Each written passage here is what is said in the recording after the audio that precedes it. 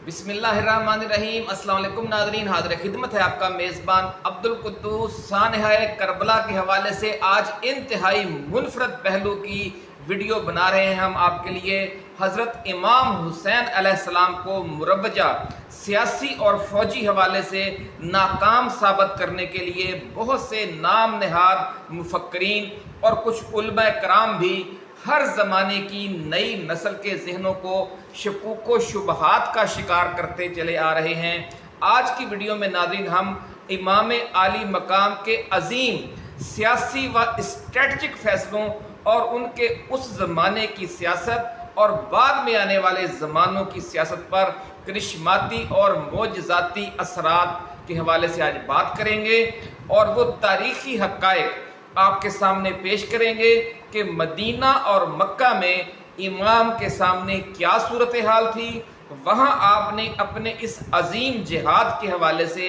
क्या तारीख़ी इक़दामात किए, क्या तारीख़ी मुशावरत की और फिर कूफा की तरफ सफ़र क्यों किया और मदीना से करबला तक फैली हुई इस जियो स्ट्रेटजिक और जियो पॉलिटिकल एक्टिविटी के पसे पर्दा वो बहुत बड़ा सच क्या है जो बयान नहीं किया जाता।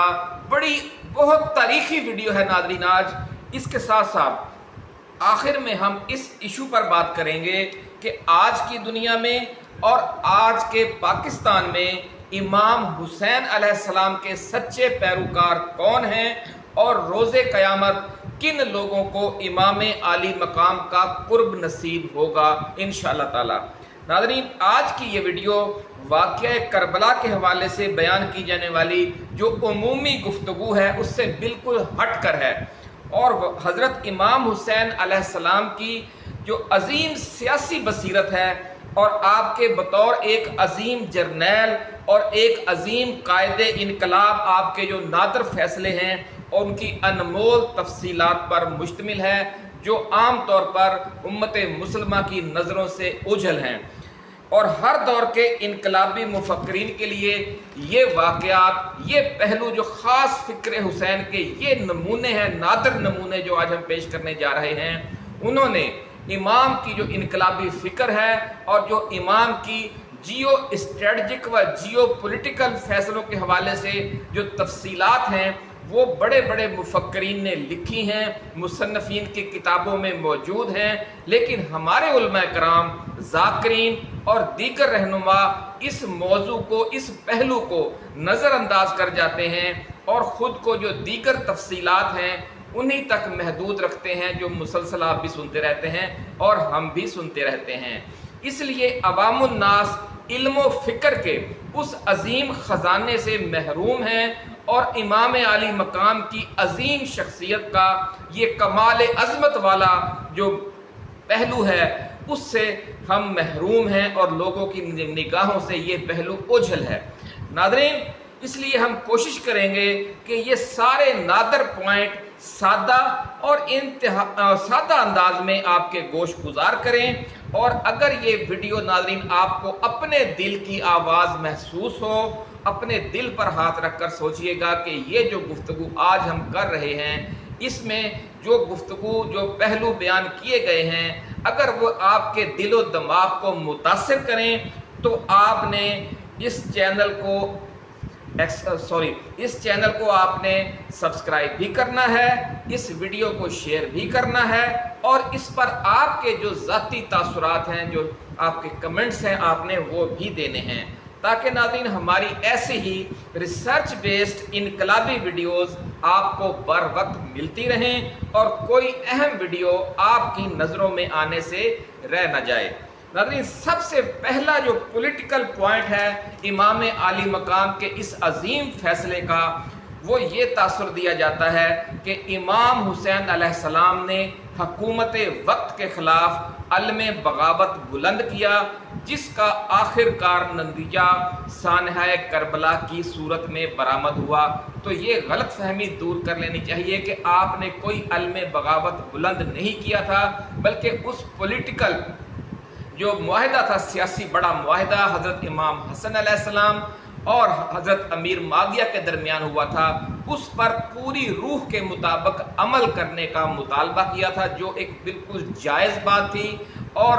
تلوار کے زور پر خلافت پر مسلط ہونے کے اصول کی نفی کی تھی، یہ بھی ایک جائز بات تھی، اور آپ نے بیعت کی ہی نہیں تھی، تو اس میں بغاوت والی کوئی بات نہیں تھی۔ یہ پوری ایک سیاسی جنگ تھی، ایک مذہبی جنگ تھی۔ جدا ہو دین سیاست سے تو رہ جاتی ہے چنگیزی، آپ نے دین کو سیاست سے الگ کرنے کی جو بڑی سازش تھی وہ ناکام بنائی اور اپنی قربانی دی، اور یہ قربانی پھر اس انداز سے دی، یہ آپ کا اپنا فیصلہ تھا کہ یہ آپ نے قربانی کہاں جا کر دینی ہے، یہی جیو اسٹریٹجک اور جیو پولیٹیکل فیصلہ تھا۔ اس کی بڑی ایکسکلوسیو تفصیل ہم آپ کے لیے لے کر آئے ہیں۔ ناظرین،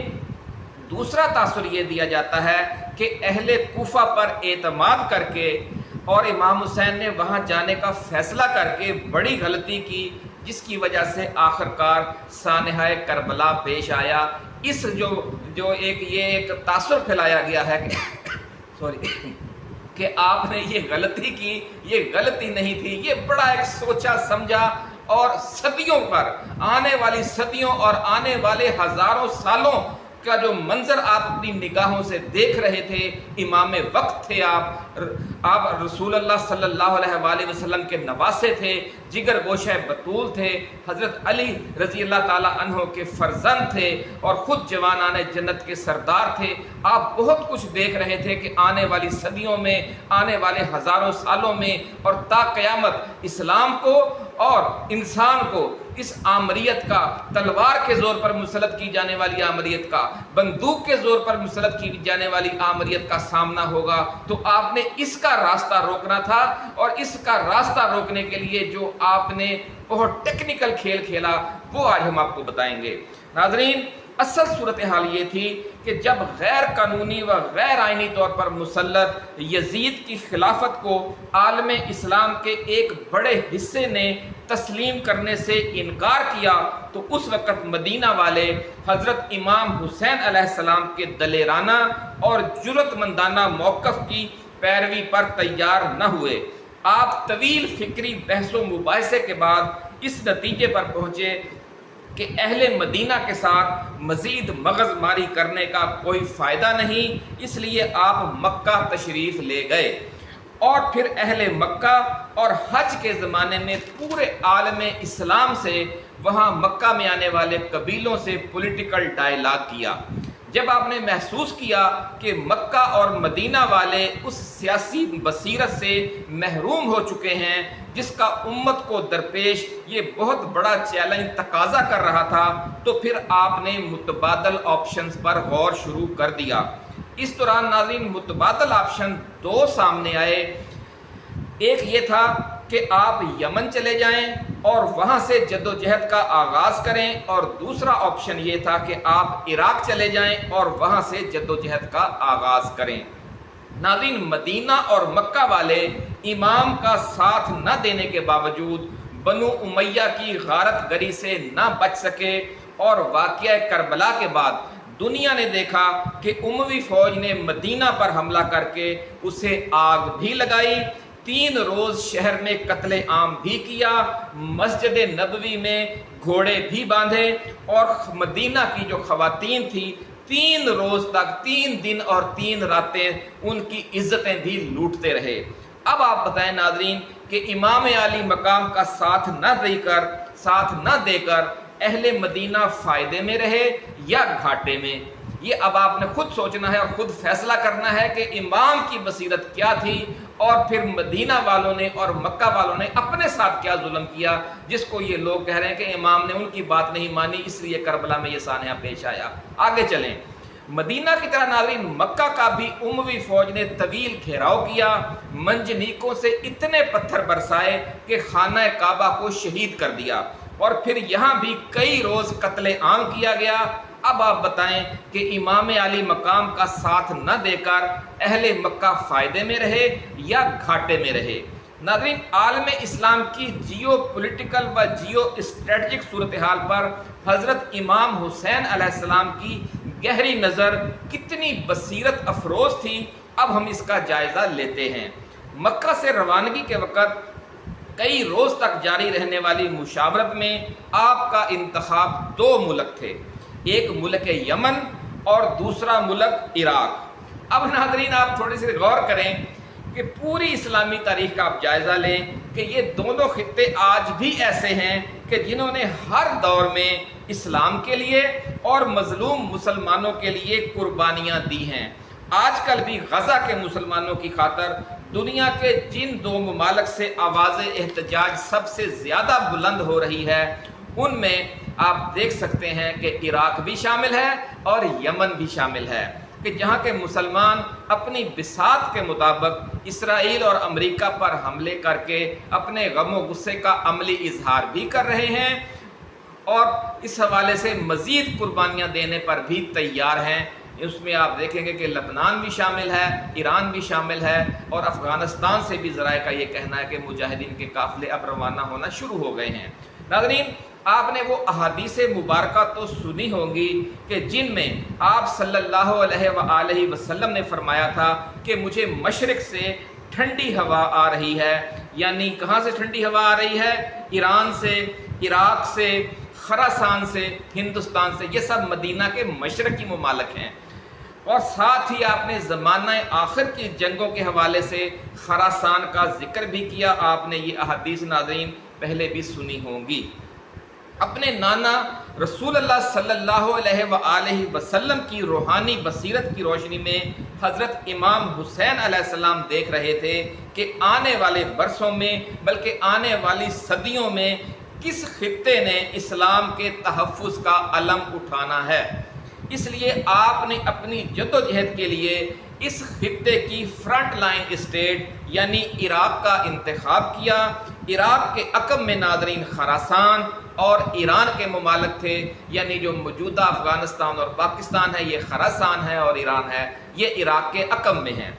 مدینے سے جب آپ آئیں گے تو یہ ملک پیچھے ہیں، ان کی فرنٹ لائن اسٹیٹ عراق ہے۔ اب یہ جیو اسٹریٹجک صورتحال دیکھیں آپ کہ یوں آپ سمجھ لیں کہ آج کا پاکستان، آج کا افغانستان، آج کا ایران اور آج کا عراق وہ خطہ ہے جس کی طرف حضرت امام حسین علیہ السلام نے رخ کیا اور کربلا میں قربانی دے کر اس پورے خطے کے جذبہ جہاد میں بجلیاں بھر دی۔ ناظرین تاریخ گواہ ہے کہ واقعہ کربلا کے بعد بنو امیہ کی آمریت کے خلاف عراق، ایران اور خراسان میں شدید رد عمل کا آتش فشاں پھٹ پڑا۔ پہلے مرحلے میں محمد بن حنفیہ اور مختار ثقفی جیسے لوگ اٹھے اور قاتلین حسین کو عبرت کا نشان بنا دیا، اور پھر دوسرے مرحلے میں بنو عباس کے ساتھ مل کر اسی خطے کے مسلمانوں نے بنو امیہ کا ہمیشہ ہمیشہ کے لیے تختہ الٹ دیا۔ اس انقلاب میں ناظرین سب سے اہم کردار ابو مسلم خراسانی نے ادا کیا، جو بنو عباس کا سب سے بڑا جرنیل یا کمانڈر ان چیف تھا۔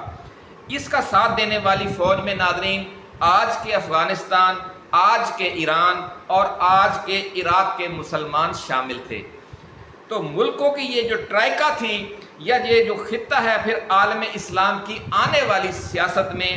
مرکزی دھارے کی صورت اختیار کر گیا، اور اگلے 500 سال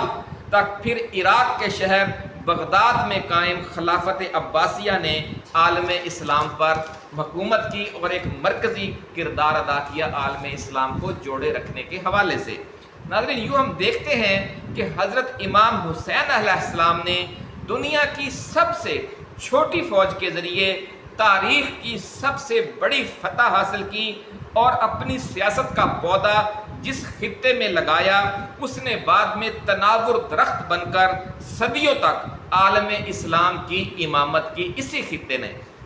ناظرین اور آپ نے دیکھا کہ پھر آپ کی یہ جو جہادی سیاست ہے اس نے پورے عالم اسلام میں 1400-1500 سالوں سے ایک بجلیاں بھر رکھی ہیں۔ یہ آپ کے اس واقعہ کربلا کے عظیم فیصلوں کا کچھ معجزہ ہے جو آپ اور ہم روزانہ دیکھتے ہیں۔ ناظرین مدینہ اور مکہ میں جو صحابہ کرام حضرت امام حسین کا ساتھ دینے پر تیار نہ ہوئے تھے، بعد میں اموی فوج کے ہاتھوں مدینہ اور مکہ کی بربادی اور قتل عام کے بعد افسوس کا اظہار کیا کرتے تھے کہ کاش ہم امام حسین علیہ السلام کی بات مان لیتے تو عالم اسلام بھی اور عالم اسلام بھی اس اموی آمریت کے ظلم کی انتہا سے محفوظ رہتا اور حرمین شریفین بھی یعنی مکہ اور مدینہ بھی کو بھی وہ دن نہ دیکھنا پڑتے جس کا بعد میں ان دونوں شہروں کو یا ان دونوں حرموں کو یا حرمین شریفین کو سامنا کرنا پڑا۔ ناظرین، حضرت امام حسین علیہ السلام نے مستقبل کا سارا منظر اپنی بصیرت افروز نگاہوں سے دیکھ لیا تھا۔ آپ نے فرمایا تھا کہ ظلم و ناانصافی کے خلاف جتنی دیر سے اٹھو گے اتنی ہی بڑی قربانی دینی پڑے گی، اور پھر یہ بات سچ ثابت ہوئی۔ مدینہ اور مکہ والوں نے اٹھنے میں دیر کر دی اور حضرت امام عالی مقام کی پیشگوئی پوری ہوئی، اور پھر اہل مدینہ اور اہل مکہ نے جو بھاری قیمت چکائی اس کی تفصیلات ناظرین اتنی لرزہ خیز ہیں کہ ہمارے عالم اسلام کے مفکرین اور علماء کرام ان واقعات کا ذکر تک کرنے سے گھبراتے ہیں۔ اس لیے آپ نے خود جا کر مدینہ اور مکہ پہ اموی فوج کے جو مظالم ہیں اس کو خود ریسرچ کرنی ہے اور پڑھنا ہے، تو پھر آپ کو پتہ چلے گا کہ واقعہ کربلا میں سے پہلے امام کا ساتھ نہ دینے کی ان دو بڑے شہروں کے لوگوں نے کیسی بھاری اور خوفناک اور لرزہ خیز قیمت چکائی۔ ناظرین، حضرت امام حسین علیہ السلام کی عظیم سیاسی اپروچ یہ تھی کہ اگر وہ تلوار کے زور پر مسلط ہونے والے یزید کی بیعت کر لیتے تو پھر تا قیامت آنے والے یزیدوں کو اور تلوار اور بندوق کے زور پر مسلط ہونے والوں کو آئینی، قانونی اور اسلامی تحفظ اور چھتری مل جاتی۔ امام نے اپنے پورے گھرانے سمیت قربانی دے کر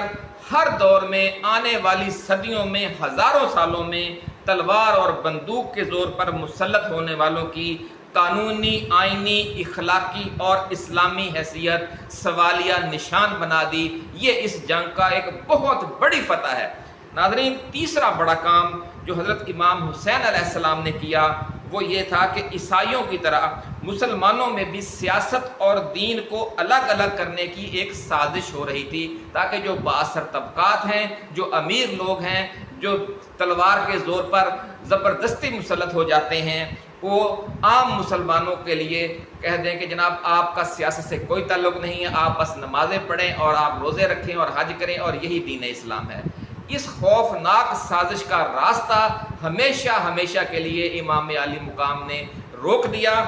اور ثابت کیا کہ سیاست و حکمرانی دین اسلام کا لازمی حصہ ہے، اور سیاسی جد و جہد ہی دراصل اعلیٰ ترین دینی جد و جہد ہے۔ ناظرین، تاریخ انسانی میں ایسا کوئی جرنیل، ایسا کوئی سیاستدان اور ایسا کوئی انقلابی لیڈر نہیں گزرا جس کی سوچ، جس کی فکر اور جس کے عمل نے دنیا کو اتنے بڑے پیمانے پر متاثر کیا ہو۔ یہی وجہ ہے کہ جہاں بھی دنیا میں آمریت پنجے گاڑے، سب سے پہلے حسینی فکر اور حسینی جذبہ اسے چیلنج کرتا ہے۔ شاعر مشرق کا ناظرین ایک بڑا مشہور شعر ہے، ہم اکثر آپ کو سناتے رہتے ہیں کہ حادثہ وہ جو بھی پردہ افلاک میں ہے، عکس اس کا میرے آئینہ ادراک میں ہے۔ یعنی اقبال جیسا ایک فقیر آدمی، ایک قلندر، اس کا یہ مقام و مرتبہ ہے کہ وہ آنے والے دور کا عکس اپنے آئینہ ادراک میں دیکھ لیتا ہے۔ تو حضرت امام حسین علیہ السلام جیسی عظیم شخصیت، جس کا نانا نبی آخر الزمان محمد مصطفیٰ صلی اللہ علیہ وآلہ وسلم، جس کی والدہ فاطمہ بنت حسین جنت کی عورتوں کی سردار، جس کا باپ شیر خدا حضرت علی المرتضیٰ رضی اللہ تعالی عنہ، اور جو خود جوانان جنت کا سردار، اس کا آئینہ ادراک کتنا شفاف اور کتنا پاورفل ہوگا ناظرین، آپ اندازہ لگا سکتے ہیں۔ وہ آنے والے دور کی وہ تصویریں دیکھ رہے تھے، وہ تناظر دیکھ رہے تھے، اور پھر اس کے تناظر میں وہ یہ فیصلے کر رہے تھے۔ ہمارے علماء کرام اور مفکرین کا مسئلہ یہ ہے ناظرین کہ وہ تو دیوار کے پار نہیں دیکھ سکتے، اس لیے انہیں امام عالی مقام کا جو فیصلہ ہے وہ کیسے سمجھ آ سکتا ہے کہ جو دیوار کے پار تو بہت معمولی چیز ہے ناظرین، جو زمانوں کے پار، جو صدیوں کے پار، جو ہزاروں سالوں کے پار، جو تا قیامت دیکھ رہے تھے کہ سیاست کے پھر وہ اصول طے کرنے جا رہے تھے، تا قیامت کے لیے آپ نے اصول طے کر دیا کہ آمریت کو کوئی آئینی، قانونی، اخلاقی اور مذہبی تحفظ حاصل نہیں ہے۔ ناظرین، اسی لیے جو شخص بھی اس طرح کی گفتگو کرے کہ خدا نخواستہ امام حسین جذباتی شخص تھے، یا یہ کہ خدا نخواستہ وہ صرف اہل کوفہ پر اعتماد کرنے کی وجہ سے مارے گئے، یا یہ کہ مدینہ اور مکہ والوں کے مشورے کے خلاف عراق جانے کی وجہ سے کربلا میں وہ یزیدی فوج کے نرغے میں آ گئے، تو انہیں اپنے ایسے فاسد خیالات سے توبہ طائب ہو جانا چاہیے، تاکہ روز قیامت جب وہ جوانان جنت کے سردار کا سامنا کریں تو انہیں شرمندگی نہ ہو۔ آپ اپنی بصیرت کا ماتم کریں کہ آپ کو اتنے عظیم جو آپ کے فیصلے ہیں حضرت امام حسین کے، وہ آپ کی سمجھ سے بالا تر ہیں۔ آپ اپنی کم مائگی کی بات کریں، آپ ان پہ تنقید کرتے ہیں یا اس پہ ایسے نکتے نکالتے ہیں جس سے آپ یہ ثابت کرنا چاہتے ہیں کہ جناب اموی فوج کو یہ مسئلہ تھا، اس کی وجہ سے یہ واقعہ پیش آ گیا، یوں ہو گیا۔ اس طرح کی باتیں کرنے سے ناظرین امام عالی مقام کے ان عظیم فیصلوں پہ کچھ اثر نہیں پڑتا، آپ اپنی جو ہے وہ آخرت خراب کر رہے ہیں۔ اس لیے ہم آپ کو یہ پوری تفصیل ہم نے بتائی کہ امام کے فیصلوں کی وجہ کیا تھی۔ ناظرین، امام عالی مقام نے درپیش صورتحال میں جو آپشن ان کے پاس تھے ان میں سے جو بہترین آپشن تھا اور کمال کی حکمت عملی بنائی اور خوف اور بزدلی کو اپنے اصل مشن کی راہ میں حائل نہیں ہونے دیا، یعنی آمریت کو تسلیم کرنے سے صاف اور دو ٹوک انکار، اور پھر اپنی دائمی سیاست کا جو پودا لگایا، اور یہ پودا لگانے کے لیے جس زرخیز زمین کا انتخاب کیا جو انقلابات کے حوالے سے زرخیز تھی، تو پھر آپ نے دیکھا کہ آپ کے اس فیصلے کا نتیجہ کیا نکلا کہ آپ نے وہاں جا کر یہ آخری مورچہ لگایا اور آخری میلہ جمایا کہ جہاں سے پھر آپ نے کہ بجلیاں اٹھی انقلاب کی، اور انہوں نے عالم اسلام کو بھی منور کیا اور پوری دنیا کو منور کیا۔ ناظرین، یہ رسول اللہ صلی اللہ علیہ وآلہ وسلم کی بھی سنت ہے کہ اگر آپ کے شہر یا آپ کے ملک کے لوگ ظلم، شرک اور ناانصافی اور آمریت کے خلاف جدوجہد میں آپ کا ساتھ نہ دے رہے ہوں تو پھر آپ کو متبادل آپشنز پر ضرور غور کرنا چاہیے۔ یہ سنت رسول بھی ہے۔ متبادل آپشنز پر عمل درآمد کے دوران ہی بعض اوقات غیر متوقع صورتحال بھی پیش آ جاتی ہے، لیکن واقعہ کربلا کا سبق یہ ہے کہ کیسی ہی غیر متوقع صورتحال پیش آ جائے، آپ نے تلوار اور بندوق کے زور پر مسلط آمریت کو تسلیم نہیں کرنا، چاہے آپ کا پورا خاندان ذبح کر دیا جائے۔ یہ اس سے بڑا سبق ناظرین اور کیا ہو سکتا ہے جو امام نے دیا۔ آپ کو یاد ہوگا ناظرین کہ مکہ میں طویل عرصہ تک تبلیغ اسلام کے دوران جب مکہ والے آپ کا ساتھ دینے پر تیار نہ ہوئے تو رسول اللہ صلی اللہ علیہ وآلہ وسلم نے پھر مکہ چھوڑ کر کسی دوسرے علاقے میں جا کر اپنی جدوجہد جاری رکھنے کے متبادل آپشنز پر غور شروع کر دیا، اور پھر اللہ تعالیٰ کی اجازت اور حکم سے مدینہ منورہ کی طرف ہجرت فرمائی۔ یہ مثال بھی حضرت امام حسین علیہ السلام کے سامنے تھی، اس لیے جب اہل مدینہ نے ساتھ نہ دیا تو امام علی مقام مکہ آ گئے، اور جب مکہ والوں نے بھی ساتھ نہ دیا تو آپ نے کوفہ اور عراق کے لیے عزم سفر باندھ لیا۔ ناظرین، متبادل آپشنز پر عمل درآمد کی کوشش کے دوران بعض اوقات غیر متوقع صورتحال بھی پیش آ جاتی ہے۔ اس کی ایک مثال رسول اللہ صلی اللہ علیہ وآلہ وسلم کا سفر طائف بھی ہے۔ ابتدا میں جب رسول اللہ صلی اللہ علیہ وآلہ وسلم نے متبادل آپشن کے طور پر طائف کے بارے میں سوچا کہ اگر قریش مکہ نہیں سدھرتے تو پھر کیوں نہ طائف کے سرداروں سے بات کر کے دیکھیں اور پھر اس کو طائف کو اپنی اسلامی سرگرمیوں کا مرکز بنائیں۔ لیکن جب آپ وہاں گئے تو غیر متوقع صورتحال درپیش آ گئی اور آپ پر اتنے پتھر برسائے گئے کہ آپ کے جو جوتے تھے وہ لہو سے بھر گئے، اور آپ نے آسمان کی طرف سر اٹھا کر دیکھا تو حضرت جبرائیل علیہ السلام کو اللہ تعالیٰ نے پہاڑوں کے فرشتے کے ہمراہ بھیج دیا، اور اس نے آ کر درخواست کی کہ اگر آپ اجازت دیں تو طائف والوں کو پہاڑ کے نیچے کچل دیا جائے، پورے طائف کو۔ لیکن آپ نے اس موقع پر رحمت للعالمین کے جو جذبے کے ذریعے طائف والوں کے لیے دعا کی جو قبیلہ بنو ثقیف سے تعلق رکھتے تھے۔ آپ نے فرمایا کہ انشاءاللہ تعالی ان کی آنے والی نسلوں سے ایسے لوگ پیدا ہوں گے جو اللہ کے دین کی اور مسلمانوں کی خدمت اور نصرت کریں گے۔ اور ناظرین، جس شخصیت نے پھر شہدائے کربلا کا انتقام لیا اس کا نام مختار ثقفی تھا، اور وہ انہی اہل طائف کی اولاد میں سے تھا جن کو آپ نے پہاڑوں تلے کچلنے سے بچا لیا تھا۔ آپ دیکھ رہے تھے کہ انہی ثقفیوں میں اگر حجاج بن یوسف ثقفی جیسا ظالم پیدا ہوگا تو مختار ثقفی جیسے سینکڑوں ہزاروں مجاہد بھی پیدا ہوں گے، اور پھر ایسا ہی ہوا۔ اور انہوں نے بعد میں آنے والی جو خلافت راشدہ کی جو غزوات تھیں ان میں بھی اور اس کے بعد بھی بہت خدمت کی اسلام کی۔ تو ناظرین، غیر متوقع صورتحال میں گر جانا کوئی ناکامی نہیں ہوتی۔ رسول اللہ صلی اللہ علیہ وآلہ وسلم کا سفر طائف اس کی بڑی مثال ہے۔ اصل کامیابی یہ ہے کہ غیر متوقع صورتحال میں گر جانے کے باوجود آپ اپنے موقف پر، اپنی سوچ پر اور اپنی فکر پر ثابت قدم رہتے ہیں یا ڈگمگا جاتے ہیں۔ ناظرین، سفر طائف اور سفر کربلا ایک ہی سلسلہ واقعات کی کڑیاں ہیں، اور ایسے عظیم سفر ان خوش قسمت لوگوں کو میسر آتے ہیں جو دنیا میں اللہ کی خوشنودی اور اللہ کے دین کو غالب کرنے کی جہد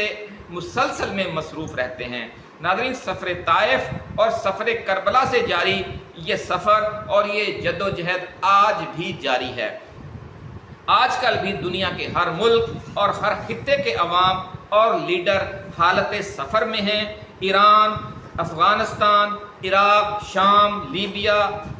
لبنان، غزہ، یمن، فلسطین جن حالات سے گزرے ہیں یا گزر رہے ہیں وہ اسی سفر کا حصہ ہے۔ پاکستان کے عوام بھی اسی سفر میں ہیں۔ تلوار اور بندوق کے زور پر مسلط حکومت کو تسلیم کرنے سے انکار حسینی فکر ہے اور حسینی سفر ہے اور محمدی سفر ہے۔ یہ آپ نے ہماری اس ویڈیو میں ڈیٹیل سے سمجھ لیا۔ اس لیے عمران خان کو ہم حضرت امام حسین علیہ السلام کا سچا پیروکار قرار دے سکتے ہیں کہ جس نے دباؤ اور قید و بند کے تمام حربوں کے باوجود اسی صبر و استقامت سے کام لیا ہے جس کی انتہا امام علی مقام اور آپ کے 72 جانثاروں نے کربلا میں کر کے دکھائی تھی۔ ناظرین، دعا کریں کہ اللہ تعالیٰ Imran Khan, P T I اور پوری قوم کو اس سفر میں صبر و استقامت سے کام لینے کی توفیق دے، کامیابی عطا فرمائے تاکہ ہم سب اپنی جد و جہد کی کامیابی دیکھ سکیں۔ آخر میں ناظرین ایک تھوڑا سا جملہ معترضہ کہ قبرستان ان لوگوں سے بھرے پڑے ہیں جنہوں نے زندگی بھر حق کا اس لیے ساتھ نہ دیا کہ کہیں مارے نہ جائیں۔ مر تو ناظرین وہ پھر بھی گئے۔ ایک دوسری قسم کے لوگ ہیں کہ جو اپنی استطاعت کے مطابق حق و انصاف کی بالادستی کے لیے لبیک اللہم لبیک، لبیک یا رسول اللہ اور لبیک یا حسین کے نعرے لگا کر